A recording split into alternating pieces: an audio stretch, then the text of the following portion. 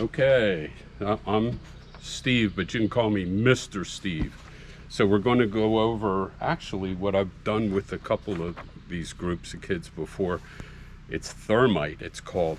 But we're looking at iron, Fe, aluminum, Al, and oxygen. So aluminum, the aluminum that we have is powdered aluminum, and that's the same as what you find in an Etch-a-Sketch. Don't break your Etch-a-Sketch open to get aluminum powder. There's not enough in it to make it worthwhile.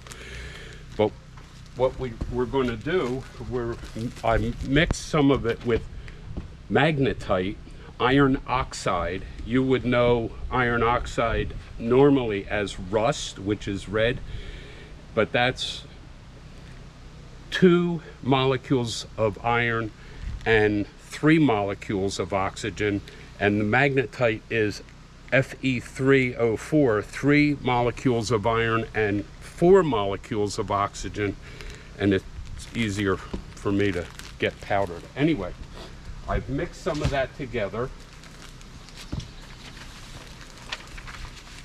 Oh, the iron oxide you can find in one of those little toys with the bald man, and it's got the black powder in there, and you use a magnet to make beard and mustache and hair on him. That's the same stuff. And don't break that apart. There's not enough in it to make it worthwhile. So I've already mixed some aluminum and iron oxide powders together. I'm going to put it inside this. I did this a couple weeks ago for some kids, and I had clay in the pot instead of just sand, and the clay it didn't let any gases escape once it got below the surface, and it all burst out of there. So I just mixed a little clay with sand. It might still do the same thing, but at any rate, we'll see. And I have part of a sparkler here. I cut the tail off of it, and I busted some sparklers up because this is basically magnesium. And the way you start this reaction is to get the aluminum into a molten state, which is about 1100 degrees Fahrenheit. So all I'm doing is sticking, I put the sparkler, broken up sparkler, magnesium stuff in there, and I just put the piece of the sparkler in that. We're going to take this down. I don't want to do it over the plastic because everything that comes out of there will be very, very, very hot. What happens is the aluminum wants the oxygen out of the iron oxide more than the iron does. And when the aluminum is melted, it takes the oxygen away from the iron, and you end up with aluminum oxide and pure iron. So that's what we're attempting to do. Make aluminum oxide and pure iron. Will come out the bottom of this.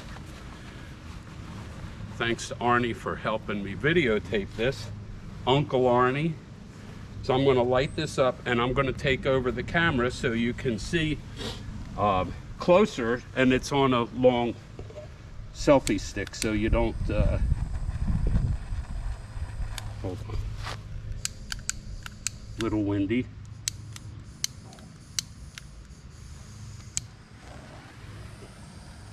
There we go. All right, I'm taking over.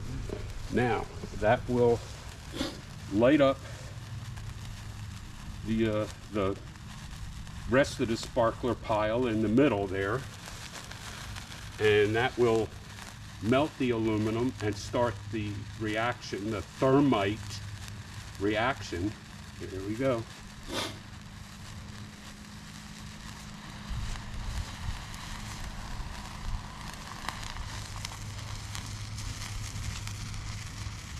Come on, come on, you can do it.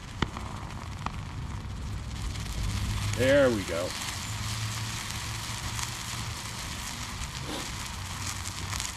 that reaction between the aluminum and the iron oxide gets the temperatures up to about 5,000 degrees Fahrenheit. Now I don't know if that completed, but it's pretty hot right in there, and if it worked out right, which it did not, we'd have molten iron out the bottom, and we don't. All right, but it was cool anyway.